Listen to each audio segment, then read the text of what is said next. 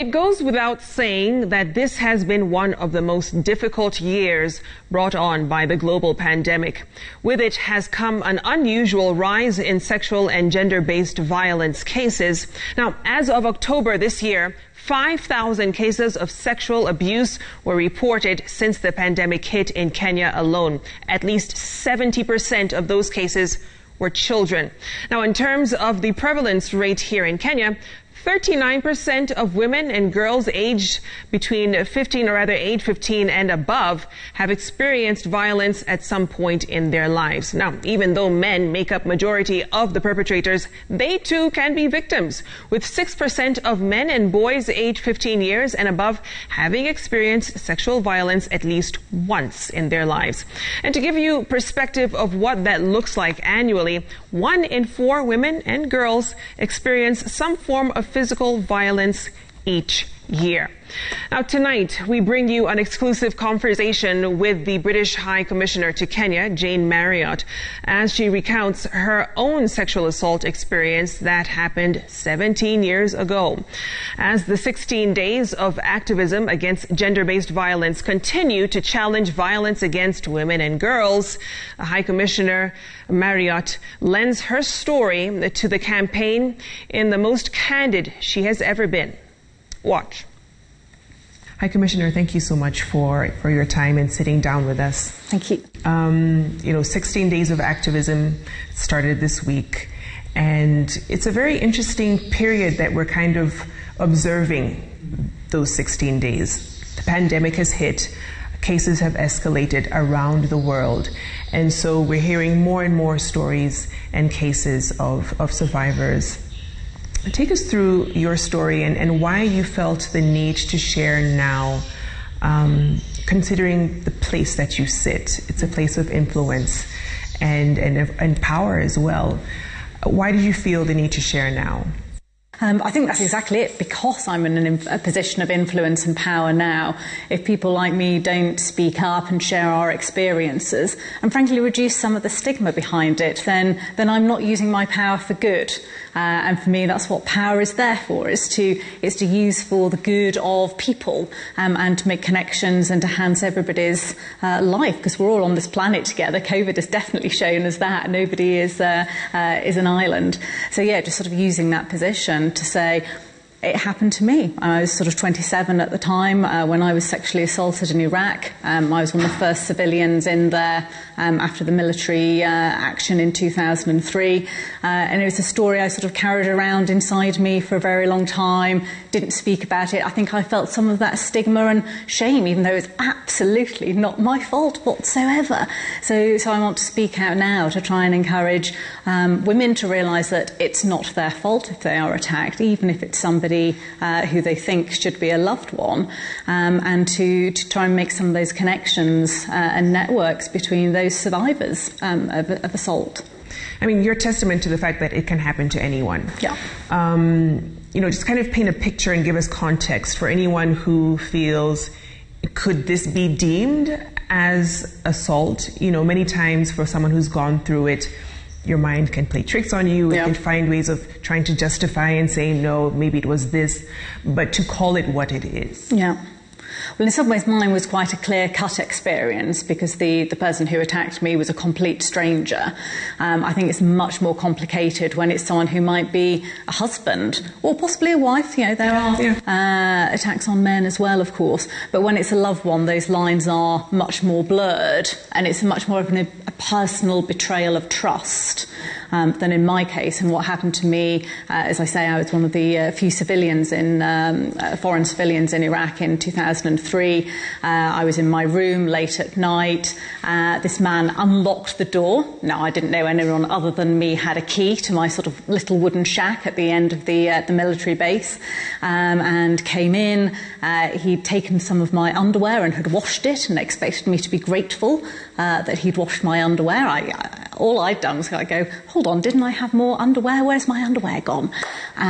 Expected me to be grateful for this, and when I wasn't, and I was a bit more, who are you? What are you doing? Please leave. Pushed me against the wall, sort of put both his hands on my chest. And it's interesting that you mentioned about recollection, because I don't recall what happened next. I do recall that somehow I managed to persuade him to leave before it went any further. I was petrified of being raped. I wasn't, but I could have been. Managed to persuade him to leave, put lots of furniture against the door so he couldn't get back in with his, goodness knows where he got it from, key, and then reported it the next day to a friend. I mentioned it to a friend. I mean, it's interesting because after a moment like that, many survivors are sentenced to silence. Yeah. And never tell a soul. In the instance where you decided to tell your friend, what kind of necessitated that, and did you feel this could probably erupt into something bigger if I did? What were the things you were considering? So I mentioned it to a male friend, actually, because, of course, it's Iraq. It was a male-dominated theatre, so I mentioned it to a male military friend who was very sympathetic and said, I have to tell the general, this isn't acceptable. I was like, no, I don't want to worry anybody. I don't want to create any fuss. And I do think, and I don't want to gender stereotype, because I love, sort of men and women. I think we're all great. But there is something in the way which women are brought up, and society expects us not to make a fuss. And even though this horrific thing had just happened to me, my instinct was, I don't want to make a fuss. That's just wrong. Why was I thinking that? But I mentioned it to this friend. He persuaded me that we should tell the general and a support network, all male, because everybody else in theatre was in Iraq was male. And this sort of all-male support network kicked in, made sure that I was fine. Had a word with the guy who had done the attack, found out who he was. I had a word with him to discourage him from ever doing anything like that again. And for me, one of the differences that enabled me to tell my story is that I was believed and I was supported. And I think that is easier for society to do that in circumstances like mine, where the guy was a stranger and it was very obviously wrong, where it is, I think, emotionally even more challenging, as I say, is where that person is a loved one, a family member. And it's interesting that women will put up with so much for themselves, and it's largely when, say, a husband attacks the children that they tend to react, that they protect somebody else, but they're not empowered to speak up about their own experiences. And we know the statistics. If a girl suffers assault, particularly sexually assault, she's much more likely to drop out of school, which immediately impacts on her potential earnings and her contribution.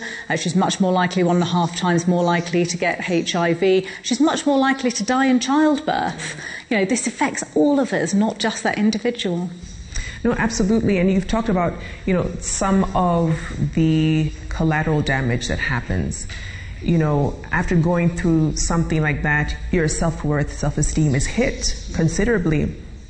What did you do in terms of doing the inner work to kind of not get over it, but to come to terms with what happened in processing, the trauma, if you will? Yeah.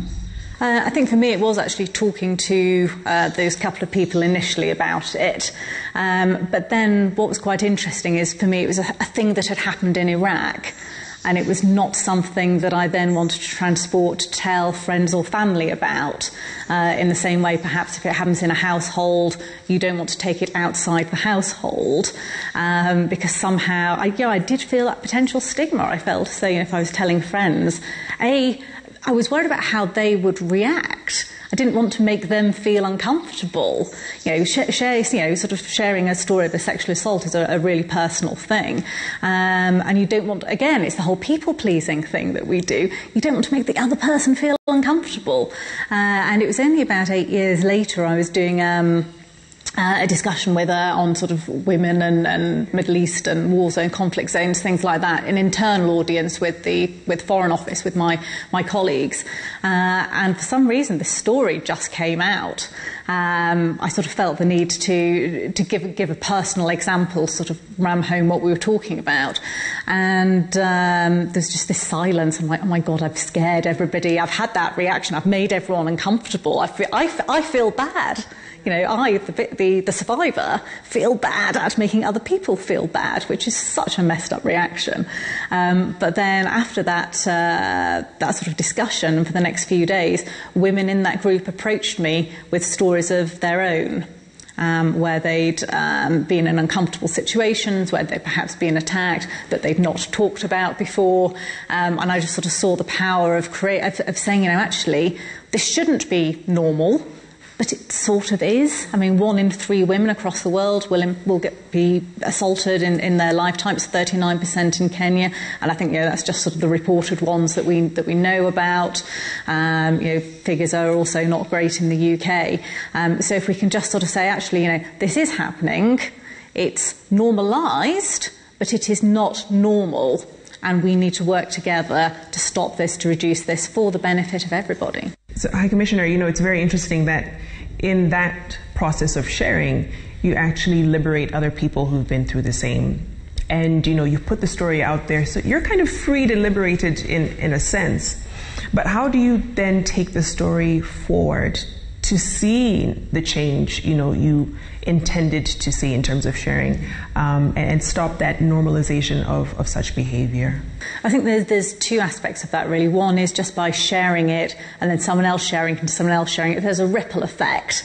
And, you know, it is the proverbial butterfly that flaps its wings in the Amazon and causes sort of a good hurricane the other side of the world, of people coming together and sharing stories and tackling both the stigma, but then leading to the change to do something about it. And the second aspect is that in my position working for the British High Commission, I'm delighted that the UK is such a strong supporter of action against gender-based violence. So the UK and Kenya are currently co-chairing the Action Coalition Against Gender-Based Violence. We're supporting President Kenyatta in his desire to end female genital mutilation here in Kenya by the end of 2022. And we're one of the biggest donors for that, so 500 million shillings to support that work.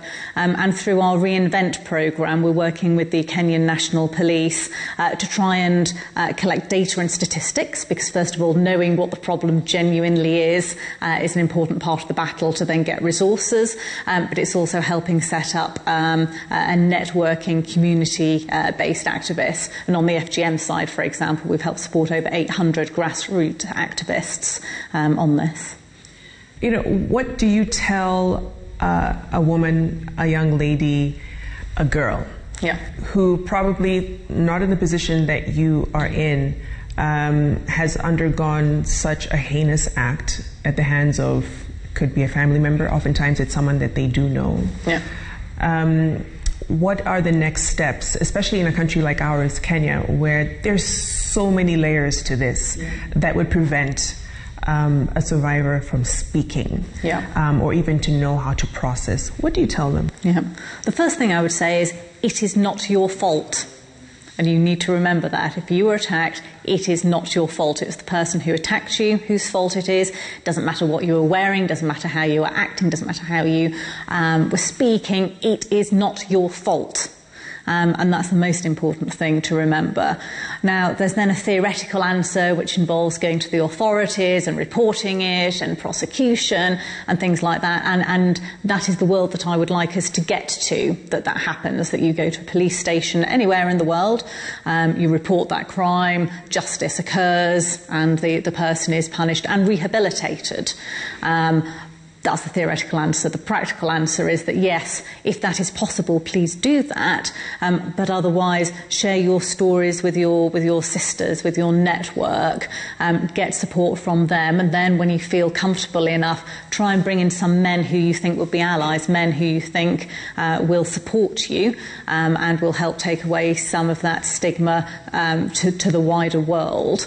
But most of all, you have a choice. Please continue that education.